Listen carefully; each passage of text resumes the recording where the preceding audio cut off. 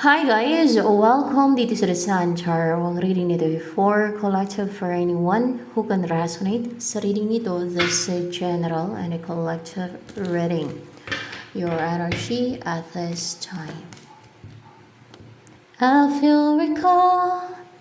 King of Pentacles, you are secured, hardworking, secured financially, influential, um, a good provider, sensual, intelligent person, possible abundant talaga yung buhay mo eh. Kasi King of Pentacles yan eh. Komportable yung buhay mo, ano pang about sa iyo? Nagja-juggling ka? O may option ka? May option ka. May option ka. Kung sino yung gusto mong makasama. Parang nalilito ako kung sino yung gusto mong makasama, kung sino yung magkakaroon ng new beginning sa inyo na magsama kayo, or kung sino yung gusto mo talaga na makapiling at makasama.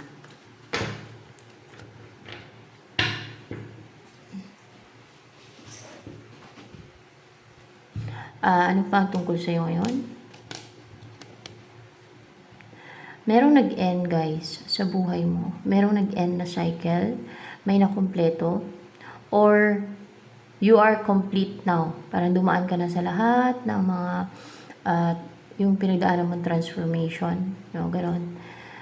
Napagdaanan mo na yun. And bawat transformation na pinagdaanan mo ay may nag-improve niyan sa'yo. Merong na-build sa'yo. Merong na-develop sa'yo. Ganun yun.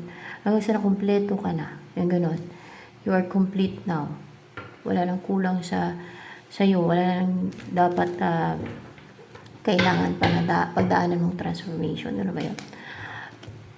Wala na. Wala ka nang dapat na pagdaanan pa ng transformation kasi kumpleto na yung napagdaanan mong transformation. Natatablan ka pa ba ng gayuma? Natatablan ka ba ng gayuma? Tingnan natin kung may nagagayuma ka, kung kaya natatablan ka. So, ibig sabihin, yung isa ba dyan sa option mo, ginagayuma ka ba? Sus, Diyos mio, oo. Yung isa sa option mo, ginagayuma ka niya. So, you should know kung sino yung nanggagayuma sa'yo. Dahil yun ang piki. Pero mahirap hulihin yan. Yan ang piki, yung nanggagayuma sa'yo. Paano malaman kung nagagayuma ka ng isang tao na yan? Search mo sa Google. Search mo epekto niyan. Kung ano yung epekto ng gayuma. Yun ang wala ka sa sarili. Isip ka ng isip sa kanya. Basic experience ko. Nagkukulong ka, isip ka ng isip sa kanya. Nag-imagine ka palagi sa kanya.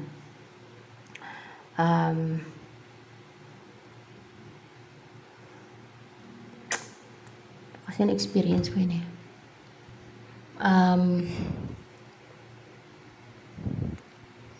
Parang hindi ka pa nga makatulog yun eh. Kakaisip sa kanya eh. Na matinding desire mo sa kanya. Yung nalibugan ka sa kanya.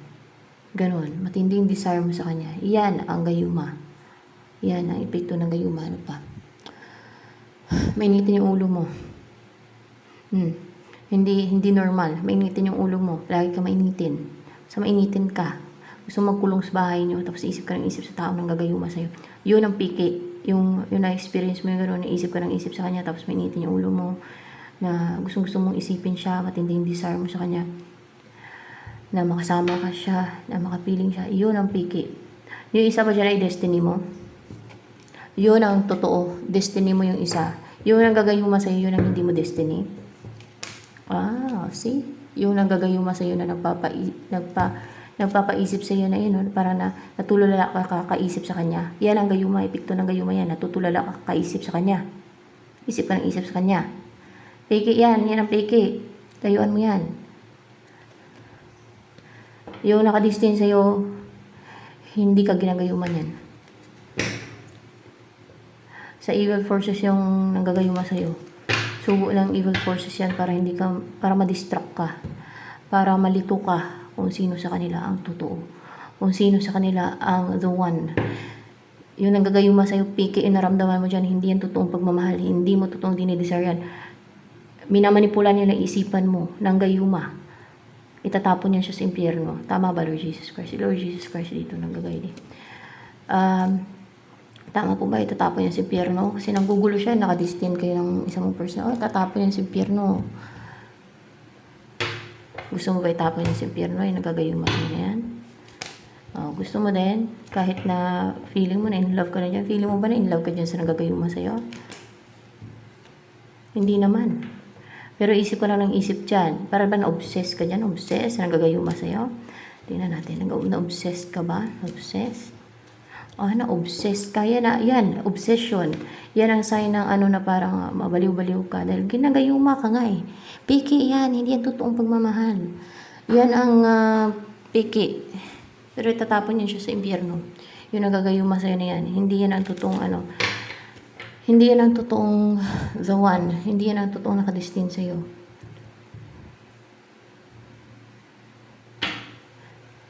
Bakit hindi pa tinatapon? Ewan ko bakit hindi nila tinatapon ni na Jesus Christ. Baka hinayaan pa mabuhay mo na kasi sa impyerno naman ilalagay yan eh. Nanonood ba dito yung nagagayuma sa'yo? Tingnan nga natin. Nanonood dito yung nagagayuma sa'yo. What? Oh my gosh. Nanonood pala sa'yo dito. Sa'yo dito. Nanonood pala dito yung nanggagayuma sa'yo. Pwede alam niya na kung saan siya mapunta. Sa impyerno. Sa impyerno niya itatapon. Ikaw po ba, Lord Jesus Christ, yung nagsabi na sa impyerno siya itatapon yung nanggagayuma sa kanya? Jesus Christ, kasi akala nila basta-basta lang yan mga ginagawa nila. Kasalanan yan. Sama yan. Impyerno talaga sila sa ginagawa nila na yan. Deceit yan eh. Scheme. Evil doings. Huwag nila irason na immature sila. Hindi na siguro immature yan. Dapat ay talagang sinasadya nila yan. Hindi lang yan testing-testing. Sinasadya niya yan sa'yo. Ano yung in-embody mo energy ngayon? Ano ba itong nag-end na to? Ayan guys, wala namang in reverse dito sa gantong deck eh. Powerful, full strength, brave, fiery, umapoy, no? And very passionate. Open and strong yung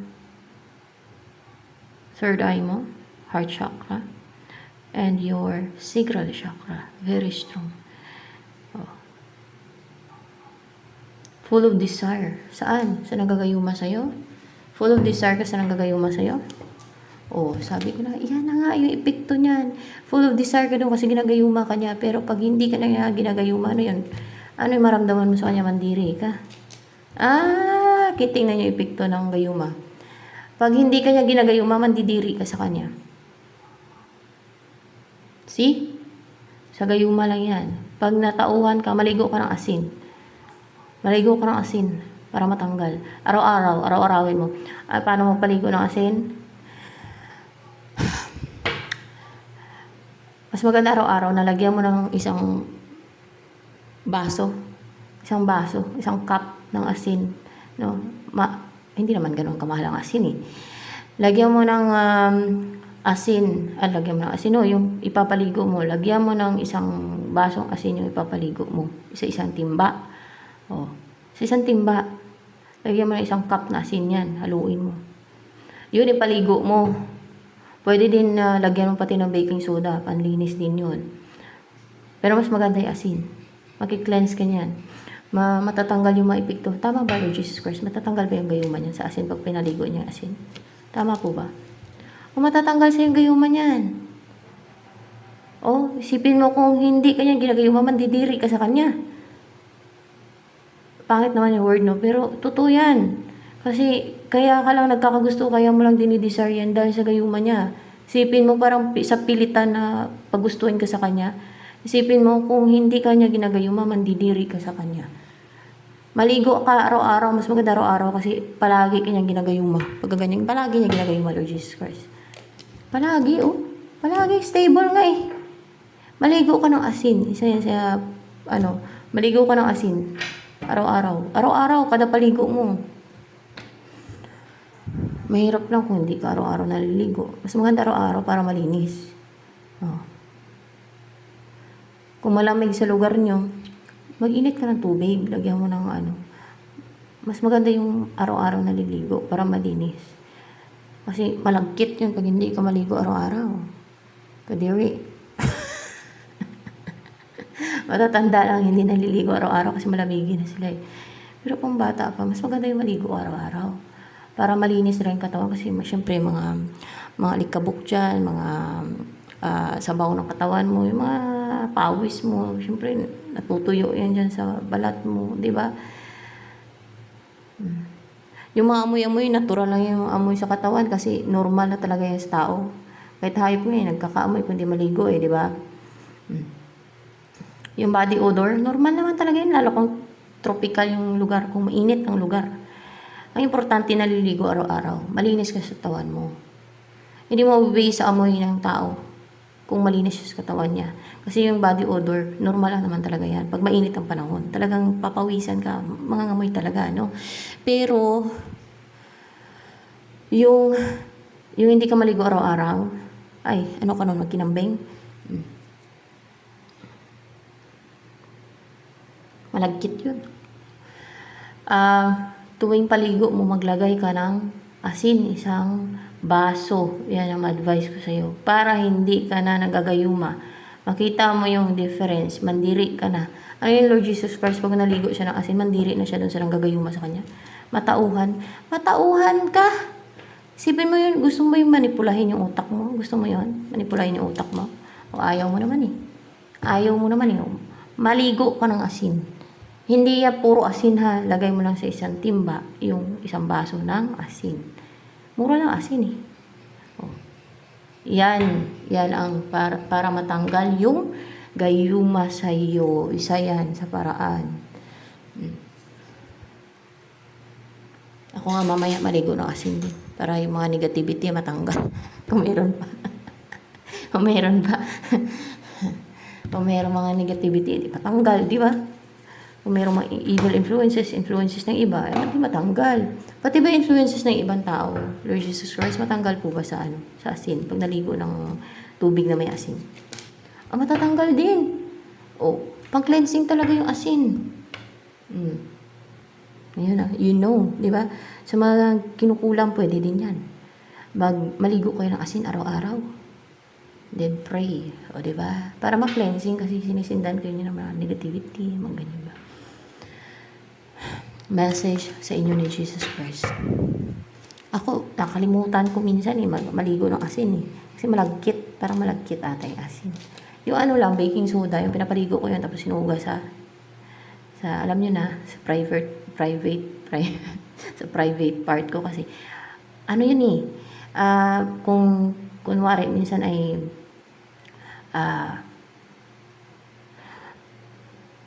madumi yung, kunwari kung may partner kayo, madumi, hindi siya paghugas, kaya ang asawa ko pinapahugas ko talaga yan.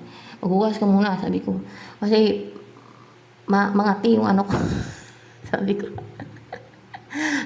Kahit yung kamay, hindi ko hindi ko pinapapasok yung kamay niya. Ayaw ko. Sabi ko, madumi, yung kamay mo, huwag mo ipasok. Kasi, ganun yun, normal na yun sa mag-asawa. Ayaw ko kasi, ma-infection. Mangangati yung ari ng babae pagka ng daliri. Kasi na-experience ko na yan. Based on reality on my experience Kaya huwag kayong magpaano ng kamay, ng daliri sa lalaki, sa nyo, kasi may infection, mangangati yung nyo, para magka-rashes, basta ganun. Kaya ako, ayaw ko. Sabi ko, maligo muna, maglinis mo, linisan muna. Kasi, strikta ako pagdating sa mga ganyan. Kasi nga, sino magdusa? Kung mga ma-infection, diba? Tsaka maganda yung baking soda sa ari, sa private part. Kasi, malinis siya. Talagang matatanggal yung mga bakterya dyan. Matanggal yung mga mga pwede mo pa-infection. Kung may infection ka sa mas maganda yung panlinis. Kunwari ay hindi nakapaghugas yung partner mo, no? Tapos nangati yung mo kasi baka may mga tay-tay pa charot. May tay-tay pa yung ari niya. O di, papasok mo yun doon yung mga dumi, no? Mga bacteria. O, di ba? Kaya maganda, pahugasan mo. Kasi nga, sino magdusa? Hindi yung babae. Kasi papasok yun doon sa loob o. Di ba? Just be realistic lang. Be yourself. This situation calls for you to be your authentic self, which is the basis for your personal power. Be yourself. So, yan.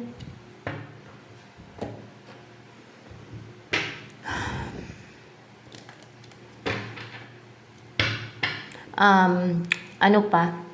Tsaka talagang siguradong hindi kasi mamumuo yung mga fungus ba? Bacteria dyan sa ari mo pagka naghugas ka ng baking soda. Kahit ka lang yung mga kati-kati. Nilalagyan ko lang yan ng baking soda kasi naisip ko, antibacterial yan siya, no? Antimicrobial talaga yan. Antibacterial, antimicrobial.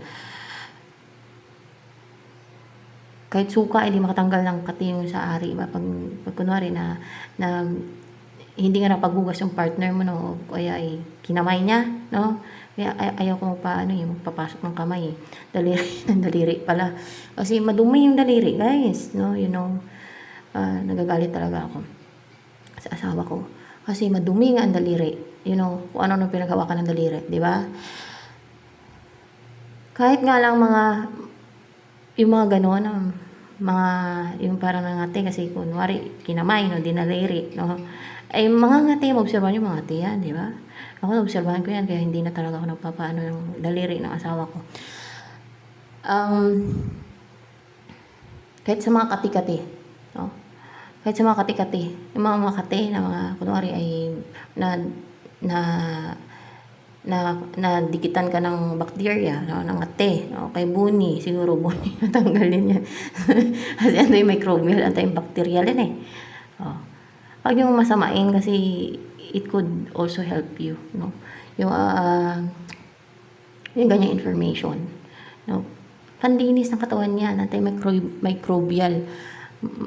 Mas mas effective. Mas malinis kanyan yung baking soda na yun, halo mo sa tubig. Mas lilinis kanyan, mas matanggal yung mga microbial tuloy. Yung mga bacteria sa katawan mo. Pag yan ang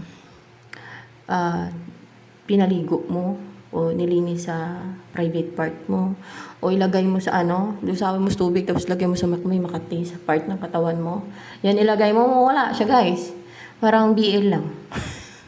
Alam yung BL cream? Parang BL lang. Yung BL nga hindi pa makatanggal ng kati sa ari kung parang infection ba na light lang yung ngati-ngati, gano'n. Pag kinamay nga pag dinaliri nga di ba, mga ngati yan. Ay, nag-experience ko yan. Kaya ayaw ko ng daliri sa asawa ko kasi nga nakaka-infection yan. Mga ngati talaga yung ari pagka ganyan. Hindi yan bastos. Normal na yan sa may mga partner. Huwag nyo lang masamain. Huwag lang masyadong green-minded yung utak nyo. Normal na yan. No, normal na yan kung may asawa ka, may partner ka. So that alam nyo, di ba? Maganda yung baking soda para sa mga bacteria o yung mga kati-kati, basta panlinis din yan. Pero mas maganda ang asin sa pagtanggal ng mga negativity, mga ganun. Ayan, mga influences ng iba. Ayan. So that matanggal yung gayuma sa'yo. Yung mga minanipula yan sa isipan, matanggal yan. Paligo mo, mula ulo hanggang pa sa buhos mo sa ulo mo. Buhusin mo isang timba. Of course, patabo. Kung pa-shower ka, di ka muna, tabo ko muna. Huwag muna mag-shower. No? Huwag mo nang banlawan yun. Yun na yun. Yung pambanlaw mo pati. Sa pambanlaw mo. Ganoon yun eh. So, ano pa? Ako nga, mamaya pa ako maligo. Anong oras na? Dasutusin natin. Ang dami ko kasing ginawa, guys. Ano pa? Ang about sa'yo.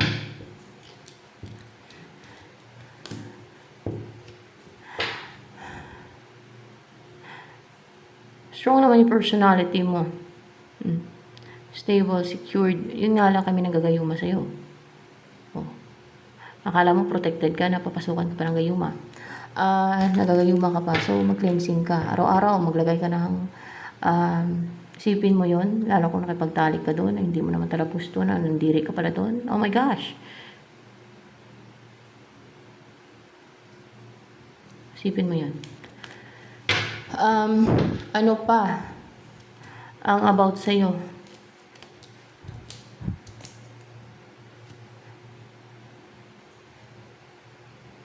Diyos me. Sipin mo, ndiri ka pala doon, tapos nagkagusto ka dahil ginayuma ka. Napaka, injustice, no? Nagkaganyan. Ay, Diyos me. The Fool. Ano ba yung nagagayuma sa'yo? Sa lugar niyo lang? Hindi. Mukhang hindi. Malapit lang sa inyo yan? Malapit lang sa inyo yan. Yung nagagayuma sa'yo, oh my gosh. Malapit lang sa'yo yan. Yung nagagayuma sa'yo. Oh. Paano kung nakipagtali ka na doon, na nandiri ka pala? Mangidlis ang balayo mo pag natanggal yung oh my gosh. Mandiri. Ano ba yung mandiri? Mandiri ka nga daw kung natanggal na yung gayuma sa'yo. Kaya maligo ka para hindi ka na influensya niya na manipula yung utak mo, isipin mo, hindi mo naman siya gusto.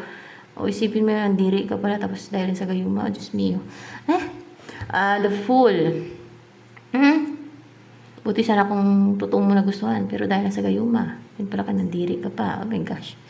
Dahil lang sa gayuma, nagkagusto ka. Sus. May mamadaya kasi. Pag nagustuhan ka, gayumahin ka. Oh, may mga ganyan. The Fool. Gusto mag-risk. Naging courageous ka, naging brave, no? Ayun, no? Nagiging fearless na mag-risk. Saan? Saan ang gagayuma sa'yo? Saan ang gagayuma sa'yo? Witch, oh, the magician, no? Maligo ka na ng ng asin. Asin. Palagi ka ba nanonood dito? Palagi ka naman nanonood dito, maligo ka na ng asin. Ginagayuma ka niyan. Araw-araw, para hindi ka matablan. Para kung matablan ka man, kung mapasukan kasi napapasukan ka pa, araw-araw at least nakikleansing siya, natatanggal. Araw-araw. Araw-araw maligo ka. Isang timba may asin. Wag mo nang intindihin yung malagkit, no? Hindi naman ganun kalagkit. Pag natuyo na din naman, wala nang lagkit.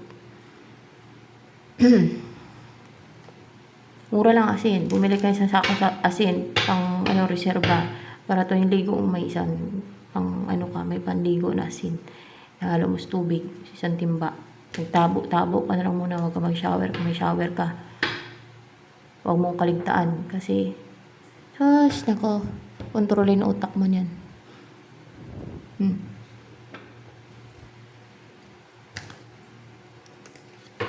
Pero impyerno yan siya mapupunta. Gusto mo sa impyerno mapunta yan?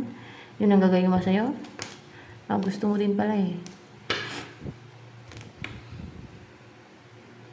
Sa impyerno daw yan kasi nakadistant kayo ng isa. Dinidistract na yung isip mo. Oh, gusto mo mag-risk kasi sa gayuma niya yan. Nakaw! Sipin mo yan. Ayan ang ginagawa niya sa'yo eh, para mag-risk ka, para maglakas loob at maging matapang na, ginagayuma ka eh. Walang hiya to.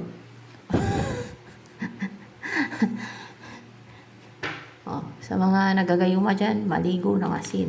Ha? Huwag nang maging matigas ang ulo na wag paniwalaan to. Hindi ko sasabihin to kung it's not beneficial. It will be good for you.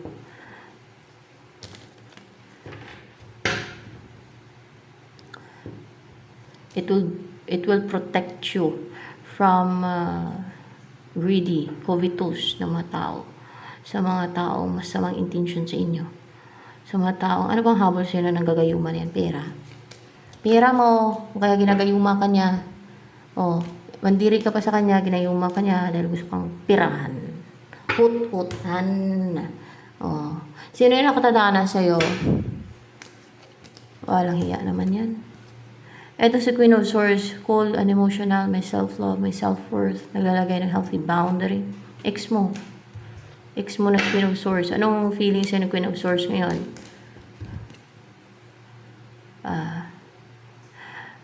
Matapang to. Driven. And porsigido na magtagumpay sa dream niya. Pero parang para bang ano, hindi siya ganon ka confident, hindi siya ganon ka stable, komportable na mag-message sa'yo. Pero dream niya or gustong gusto niya na magtagumpay sa dream niya na ano, na magtagumpay, na makapag-umpisa kayo niyan, no? Na mawala ng mga blockage, hindrance, yung mga gumugulo, yung mga distractions, mga, ayan, yung mga nagagayuma na yan, no? Na magtagumpay, na bubuo kayo ng pamilya. Ayan, kasi nakadestin naman talaga kayo eh. Oh. Kaya maligo ka ng asin, huwag ka nang matigas ang ulo mo. Dahil nanonood ka naman dito. Oh. Lalo ko na intindihan mo na maayos itong reading ko, ulit-ulit ngayon eh. Yung sinabi ko kanina, maligo ng asin, lagyan ng ano, ng asin ang isang timba, isang cup ng asin. Ang ilagay mo sa isang timba, gano'n. Ano pa? Kahit sa mga kinukulam dyan. What's with the 3 of Cups here? Hindi na daw makapang-atake sa'yo. Hindi na makapang-atake pag maligo araw-araw ng asin, Lord Jesus Christ, yung gayuma niya. Hindi naman sa hindi makapang-atake. Hindi lang yan magsasucceed, no? Kasi mag-cleanse, matanggal yan. I mean, hindi na makapanugod itong third party. Third party ba yan? Third party. Sinong third party? Yun ba yung nanggagayuma sa'yo? Yun ang gagayuma sa'yo. Oo, para ma-inlove ka sa kanya. Para mag-emotional ka sa kanya. Ma-touch ka sa kanya. Malibugan ka sa kanya. Desire mo siya. Sintensya niya, impyerno. Iyak yan sa impyerno. Iyak yan doon. Mag-grief yan doon ng Jesus Christ sa impyerno. Iyak yan doon yung nanggagayuma na yan. Lupit. Mas malupit siya. Masama ang ugali niya. Kasi ipilit niya gusto niya na hindi pwede sa kanya. Hindi para sa kanya. Mawala yung baggage niya, magkamaligo ka ng asin. Mas maganda yun. 5 of Wands. Ano tong 5 of Wands dito?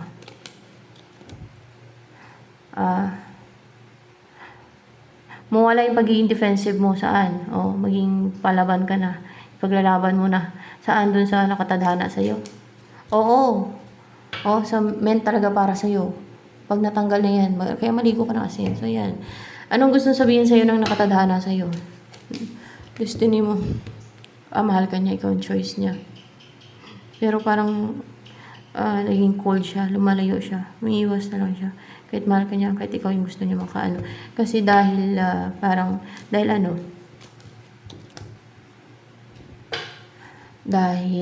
naging emotional lang siya. Tama ba? Dahil naging emotional lang siya. Paano kasi may nanggagayuma sa'yo? Kaya maligo ka ng asin araw-araw. Pag natanggal yan, mandiri ka doon sa nanggagayuma sa'yo. Kita mo kung ano yun. Ay, kadiri pala. Sabihin mo. Ganun. Hindi yan nakakatawa. Totoo yan. So, ito na lamang. Baka tatawa kayo. Totoo yan. So, ito na lamang guys for collective reading.